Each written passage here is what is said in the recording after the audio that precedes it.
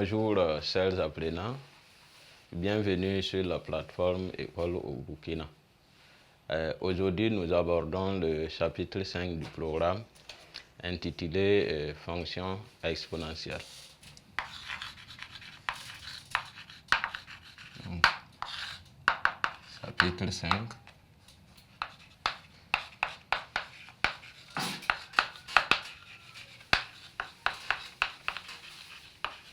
Fonction exponentielle.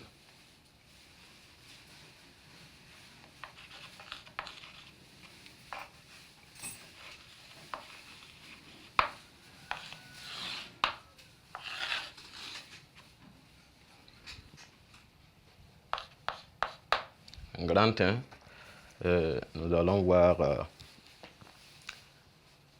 une définition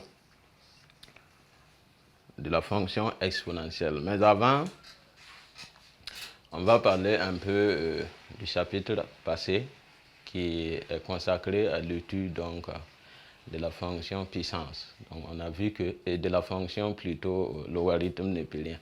On a vu que la fonction logarithme népérien, c'est une fonction qui est strictement croissante sur l'intervalle 0 à plus infini.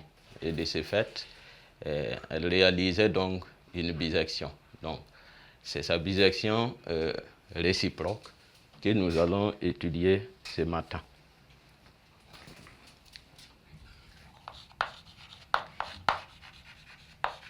Donc, définition de propriété. Donc, on a dit que la fonction logarithme népérien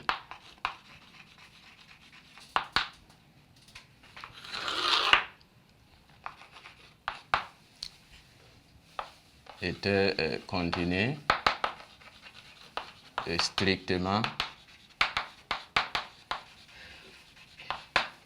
croissante sur l'intervalle ouvert de 0 à plus infini. Donc elle admet de ce fait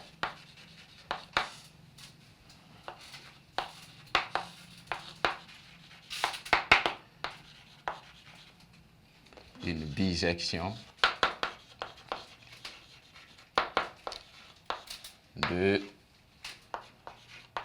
moins infini à plus infini vers 0 à plus infini.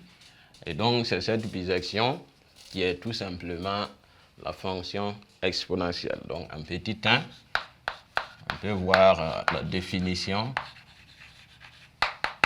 de la fonction exponentielle. Donc, disons tout simplement que la fonction exponentielle est la bisection réciproque de la fonction logarithme népérien. Donc, on peut retenir que la fonction exponentielle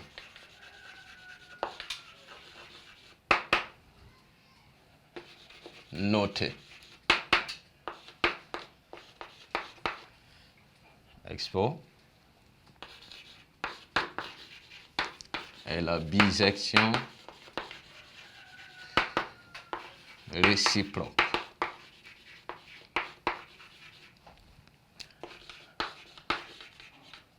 de la fonction logarithme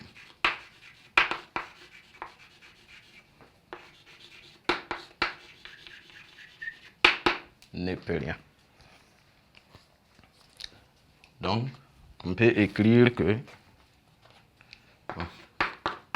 expo 2 points définit donc de moins infini à plus infini vers l'intervalle 0 à plus infini et qui à x on associe exponentielle dx. Donc, on peut aussi, en remarque,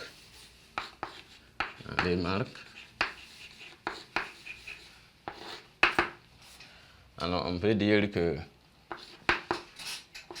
exponentielle de x se note aussi simplement e à la puissance x. Donc, ça dépend du document. Vous pouvez voir un document où on écrit exponentielle x comme ça, ou bien tout simplement e à la puissance x. Alors, c'est cette notation qui est beaucoup plus utilisée. Vous allez beaucoup plus croiser la notation e puissance x. Alors, maintenant, voyons quelles sont les conséquences que l'on peut tirer de cette définition. Alors, conséquences.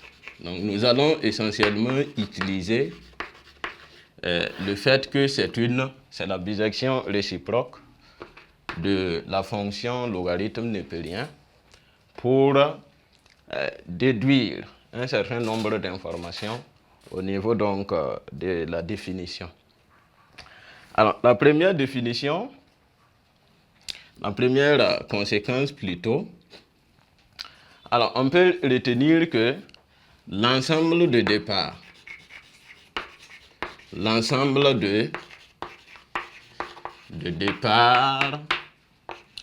de exponentielle est l'intervalle moins infini plus infini et son ensemble d'arrivées